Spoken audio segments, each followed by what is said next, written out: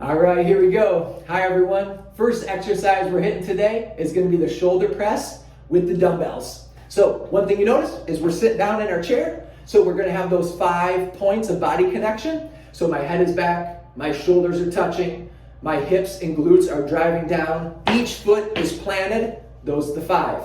When we work with the dumbbells, one of the advantages is that we can actually independently control on either side. So it's going to give both of the sides of the body muscle around that joint to work through that balance and control. Another advantage of using the dumbbells instead of the barbell is you don't have to put your head back so much to clear your face. And so when you put your head back, a lot of the times that arches the back. So we want to make sure the dumbbells are right side by side, and that helps us not arch. So that leads us right into one of the first cues, is we want to actually squeeze the hips. We want to work with the transverse abdominis to squeeze that tight, push that back flat so that you can push from a stable base. Spotting scenarios. You can load the person, right? Load one up here, load the other one up here. Most of the time, you probably by yourself. So if you grab a dumbbell, one of the small tricks is we can use a little calf raise / hip flexor, right? Just get a little yeet, yeet. Sound effects are free. Pop them up, you're ready to go. Now here's the issue. You're already at the stick point. You're right on it. So the first cue is going to be push and breathe. Push and breathe straight through that contraction to get it up there. The second part, and that's a benefit of the dumbbells, is that at the top, our hands can come together. So the second cue is going to be squeeze. So we push and breathe, and then we squeeze at the top to get that muscular contraction.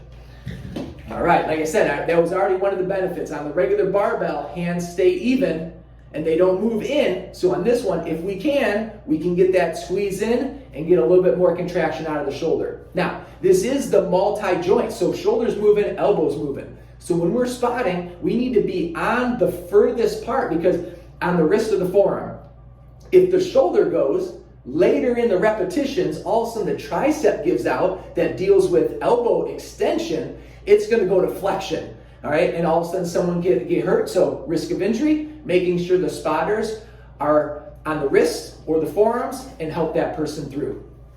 One of the regression exercises, these are easy, right? You can go the dumbbell rack, 5 to 100. So here we go. You can grab the small ones, we go up through here, and you can use shoulder press through the smaller dumbbells. That's an easy one. Or you can move and transfer over to the machine. That takes away some of that balance and stability that the body doesn't have to control as much, and that would be useful and helpful for a beginner lifter. One of the progression exercises, if we were moving up the chain, here we go. Put the 30s down, grab the 40s, grab the 50s, move straight up. And there's no limit on some of those dumbbells, but like I said, spotting wise, you'll have to get someone to load you. That's the only difficult part. So personally, the one that I move to, once it gets heavy like that, I go to body weight, because I can totally do handstand push-ups and rep out my body weight. Whereas if I had to go through 75 pounds on each hand trying to go through shoulder press, I'm going to hurt something coming down. There would be something else that would be bothersome. So I would move into that for the progression when it gets too heavy. Is this exercise for everyone? Well, if we have some pre-existing limitations with some shoulder scenarios, surgeries, rotator cuff problems, that would be difficult. But remember, this is a life skill that we are reaching above our shoulder level. So we would want to be able to do that. If we are unable to do that, then yes, this would not be for that person. But we would regress and we would grab in some resistance bands, and we could go from down up, right up to the shoulder with the front raise, or the side lateral raise, to still work on that shoulder work without going above the shoulder, and hopefully eventually through physical therapy and the whole works, we could get that person moving and making sure they can reach and stretch where they need to for those daily activities. So that's the first exercise. We're going to go to the second exercise, but that's going to be at the home gym. We're going to do the ring swing tonight. This is going to be the non-traditional exercise. So we're going to give a quick demonstration, and then we'll talk about the coaching cues. Here it goes. 3, 2, 1, fire. Good job. Nice finish. Oh, a little back foot boot. Perfect. All right, so for the first coaching cue, normally we like to say pull back, because this is all about momentum. So if you get stuck in the middle and you have no swing, it's over. So we want to make sure that we always pull back so that will get us more distance in the front side. The other one is going to be matching, which he showed you in the middle of this. He wasn't supposed to do that, but it was easy because it comes in so handy. So when he matches, it means he grabs the same ring with each hand and then transfers over. So if your strength is leaving and you're going to peel off of one hand, you always match and put that other one on there. So let's demonstrate the cues. Here we go. He reaches out. Right here, we say pull back. Right here, pull back. This next one, I want you to match. Match it again. There you go. And he can swing through and he can hold on a lot longer. And then I'll do one demonstration. This is where a lot of times on the rings, they'll talk about having your 90s. So with our arm strength at 90 degrees, it's just a little easier for us if we're going and shooting through these. So if we start from the beginning, we can grab the next one. We would pull up here. We would match. Keep those 90s. And it stays a little bit stronger. And then we're out. So the ring swing is the non-traditional, and now we're going to move over to some of the other ones. Let's move to the regression exercise. We have a few other ninjas joining us here, so Hopi is ready. She's going to show you the monkey bars. This would be our exercise. First of all, it's 12 inches apart, so it's a lot easier to reach, and she's just going to do one at a time, match them the whole way. Here we go. And she's out. Good. Let's come back to the beginning. That was the first one. You can see how that one's a little bit easier because it's a little bit smaller. On this one, she's going to monkey swing. So she's just going to use one hand on every ring. Go ahead. Again, these are the build-up to the ring swings. There we go. All right, drop it down. Nice work. And then the last one is going to be, it will look a lot like the ring swing because when she pulls back, she's going to skip a ladder. And once you skip like that, it gives her that momentum feel. Here we go. Good job. She swings through. She skips over. Good. And she's out.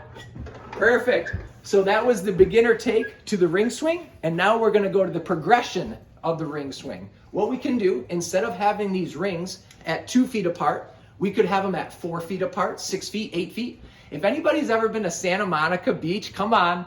The ring swings there are just awesome. We hit those for sure. On this one, we can transfer the ring. We can make a smaller grip so it's harder on the hands. We can add a cannonball. We can add a larger cannonball. Or we could hang a vertical pipe, which would be like a nunchuck. So that's a little bit harder to hold on to. So, third ninja, here we go. She's going to shoot through this. It's going to look a lot like the ring swing, but she grabs on, she matches, she goes for the pipe, and she swings out. Good job. Nice work. That one is hard. And we can add any of those obstacles into the middle of the ring swing. That would be the progressional base. All right. So let's get into some of the benefits. The benefits of the ring swing. First of all, your grip strength. It's just, you have all body weight on the grip strength. That's very helpful. Shoulder flexion is extremely high. Shoulder abduction is high. So all of a sudden, if we're talking about strength, through the range of motion, now you're talking about building shoulder mobility. And that's a great benefit for this. Also, time and space, where your body's at. There's so many benefits to knowing that the athlete has to understand how strong they are. If you're doing a bench press, and as you bench press up and you think you have one more rep, that's one thing. But when you're swinging on the rings, there's more ways out. You don't just stop if you get tired. You match, you wait, you pull back, and you're able to keep on progressing through the obstacle. So this teaches you a lot more than just trying to be strong. There's actually philosophy to it as well. Let's see, on the next one, why this one is advantageous compared to other exercises is because it's the building blocks. When you start with the ring swing, if you try to get into any obstacle course racing, any of the OCRs, this is going to be one of the staples. You're going to have ring swings, you're going to have monkey bars, and so it is so good to learn this because you're going to see it anywhere if you're going that route. And the last part here, is it appropriate for everyone? Well, if you're going into that higher level of training for the fun and the excitement and using all that energy, yes, you can do it. But for our elderly population, this would not be something that we're going for. One of the main reasons, which you could already understand, would be the risk of injury. So when you're swinging on monkey bars or you're swinging on rings, the point in which you peel is sudden, right? All of a sudden you fall and it's off and it's quick. So some of the falls are very fast. Some of the shoulder angles can get pushed really quick, and it's hard to let go before something gets hurt. So on the risk of injury, this is not for everyone, but it is a higher level skill for some of the non-traditional exercises. Thanks.